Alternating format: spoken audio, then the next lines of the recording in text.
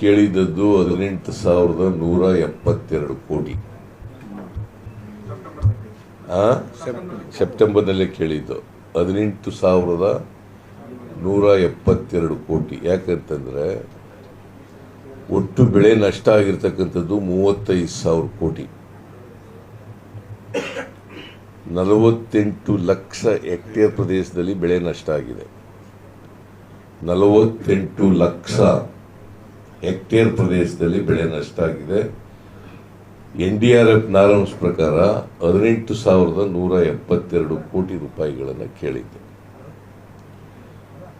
ಅದು ಕೇಂದ್ರ ಸರ್ಕಾರದವರು ನಿಮಗೆಲ್ಲ ಗೊತ್ತಿದೆ ಏನು ಹೇಳಿದ್ರು. ಆಗ ಅಮಿತ್ ಶಾ ಅವರು ಏನು ಹೇಳಿದ್ರು, ನಿರ್ಮಲಾ ಸೀತಾರಾಮನ್ ಏನು ಹೇಳಿದ್ರು, ಸುಳ್ಳು ಹೇಳಿದ್ರು. ವಿಳಂಬವಾಗಿ ಮನವಿ ಕೊಟ್ಟಿದ್ದಾರೆ. ಕೋಡ್ ಆಫ್ ಕಂಡಕ್ಟ್ ಬಂದ್ಬಿಡ್ತು. ಅದಕ್ಕೆ ಕೊಡ್ಲಿಲ್ಲ ಅಂತ ಅಮಿತ್ ಶಾ ಅವರು ಹೇಳಿದ್ರು. ಆಮೇಲೆ ನಿರ್ಮಲಾ ಸೀತಾರಾಮನ್ ಅವರು ಹೇಳಿದ್ರು, ಇವರು ಬರಗಾಲಕ್ಕೆ ಮನವಿ ಕೊಟ್ಟಿಲ್ಲ, ಗ್ಯಾರಂಟಿಗಳಿಗೆ ದುಡ್ಡು ಕೇಳಿದ್ದಾರೆ ಅಂತ ಹೇಳಿದ್ರು.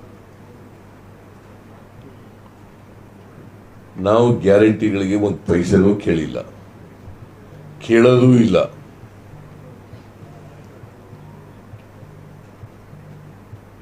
ಇಬ್ಬರು ಸುಳ್ಳು ಹೇಳಿದ್ರು. ನಾನು ಡಿಸೆಂಬರ್ 19ನೇ ತಾರೀಕು ನರೇಂದ್ರ ಮೋದಿ ಅವರನ್ನ ಭೇಟಿ ಮಾಡಿದ್ದೆ. ಡಿಸೆಂಬರ್ 2023 ಡಿಸೆಂಬರ್ 19ನೇ ತಾರೀಕು ಭೇಟಿ ಮಾಡಿದ್ದೆ.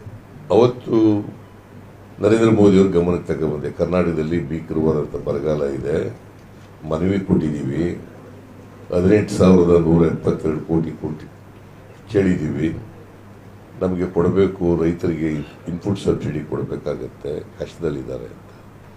ಅವರು ಸಂಬಂಧಪಟ್ಟವರಿಗೆ ಕೂಡಲೇ ಹೇಳ್ತೀನಿ. ಯಾಕಂದರೆ ಒಂದು ಹೈ ಲೆವೆಲ್ ಕಮಿಟಿ ಇದೆ, headed by home minister Amit Shah.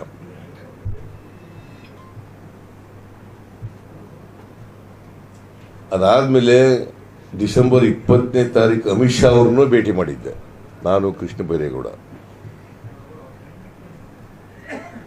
ಅವ್ರು ಹೇಳಿದ್ರು, ಡಿಸೆಂಬರ್ 23ನೇ ತಾರೀಕಿಗೆ ಮೀಟಿಂಗ್ ಕರೆದಿದ್ದೀನಿ, ಹೈ ಲೆವೆಲ್ ಕಮಿಟಿ ಮೀಟಿಂಗ್ ಕರೆದಿದ್ದೀನಿ, ಅವತ್ತು ಇತ್ಯರ್ಥ ಮಾಡಿ ಪರಿಹಾರ ಕೊಡಲಿಕ್ಕೆ ನಾನು ಮಾಡ್ತೇನೆ ಅಂತ ಹೇಳಿದ್ರು. ಮೀಟಿಂಗೂ ಕರೀಲಿಲ್ಲ, ₹1 ಬಿಡುಗಡೆ ಮಾಡಲಿಲ್ಲ. ಈಗೆಷ್ಟು ನಾನು ನೋಡಿಲ್ಲ, ನಾನು ಇನ್ನ ಮಾಹಿತಿ ತಗೋಬೇಕು.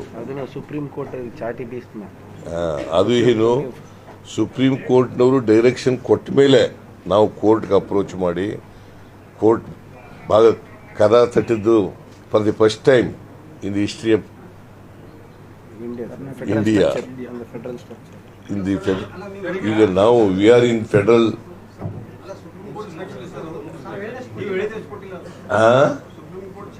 ಇಲ್ಲ, ಸುಪ್ರೀಂ ಕೋರ್ಟ್ನವರೆಲ್ಲ ಇದು ಹೇಳಿರೋದು, ಸುಪ್ರೀಂ ಕೋರ್ಟ್ನವರೆಲ್ಲ ಹೇಳಿರೋದು. ಅವರು ಇತ್ಯರ್ಥ ಮಾಡಿ ಜಲ್ದಿ ಅಂತ ಹೇಳಿದರು. ಅವರು ಟೈಮ್ ತಗೊಂಡಿದ್ರು, ಅಡ್ವೊಕೇಟ್ ಜನರಲ್ ಅಲ್ಲ, ಅಟಾರ್ನಿ ಜನರಲ್ ಮತ್ತೆ ಸಾಲಿಸಿಟರ್ ಜನರಲ್ ಟೈಮ್ ತಗೊಂಡಿದ್ರು. ಇದು ಕೇಂದ್ರ ಸರ್ಕಾರ ತೀರ್ಮಾನ ಮಾಡಿರೋದು, ಸುಪ್ರೀಂ ಕೋರ್ಟ್ ಹೇಳಿ ತೀರ್ಮಾನ ಮಾಡಿರೋದಲ್ಲ,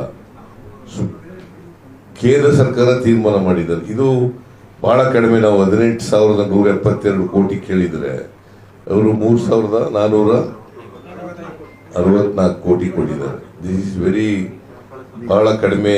ಇದು ನಾನು ಅಧಿಕಾರಿಗಳ ಜೊತೆ ಚರ್ಚೆ ಮಾಡಿ ನೋಡೋಣ ಮುಂದೆ ಏನ್ ಮಾಡಬೇಕು ಅಂತ ತೀರ್ಮಾನ ಮಾಡ್ತೀನಿ. ನಂಗೆ ಗೊತ್ತಿಲ್ಲ, ಈಗ ಗೊತ್ತಾದ್ದು.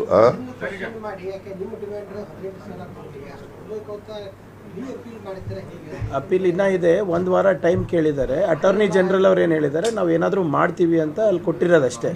ಇನ್ನ ಮುಂದೆ ಮಂಡೇ ಮತ್ತೆ ಹಿಯರಿಂಗ್ ಬರುತ್ತಲ್ಲ. ಈಗ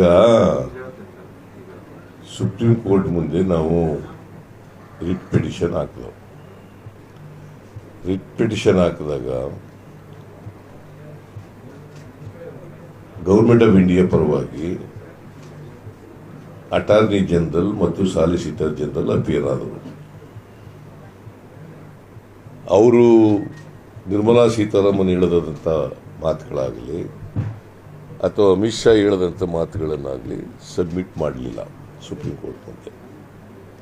ನಾನು ಯಾಕೆ ಅವ್ರು ಹೇಳೋದು ಸುಳ್ಳು ಅಂತ ಹೇಳ್ತಾ ಇದ್ದೀನಿ ಅಂತಂದರೆ, ಅದು ನಿಜವೇ ಆಗಿದ್ದರೆ ಅಟಾರ್ನಿ ಜನರಲ್ಲು ಮತ್ತು ಸಾಲಿಸಿಟರ್ ಜನರಲ್ಲು ಹೇಳಬೇಕಾಗಿತ್ತು ಗೌರ್ಮೆಂಟ್ ಪರವಾಗಿ, ಹೇಳಲಿಲ್ಲ.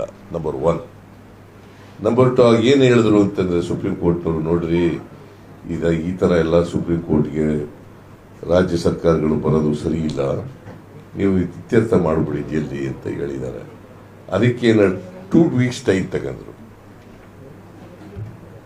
2 ವೀಕ್ಸ್ ಆದಮೇಲೆ ಇನ್ನೊಂದು ವಾರ ತಗೊಂಡ್ರು ಟೈಮ್ನ. ಈಗ 28ಕ್ಕೆ ಬರ್ತಾ ಇದೆ. 28 ಇವತ್ತೆಷ್ಟು ತಾರೀಕು? 27 ಸೋಮವಾರ ನಾಳೆ ಬರ್ತಾ ಇದೆ. ಸೊ ಅಷ್ಟರೊಳಗಡೆ ಇವರು ಈಗ ಕೇಂದ್ರ ಸರ್ಕಾರ 3,464 ಕೋಟಿ ರೂಪಾಯಿನ ಮಾಡಿದೆ. ಅದು ನಾವು ಕೇಳಿರೋದು 18,172 ಕೋಟಿ. ಅದರಲ್ಲಿ ಎಷ್ಟು ಕೊಟ್ಟಿದ್ದಾರೆ? 1/4 ಕಡಿಮೆ.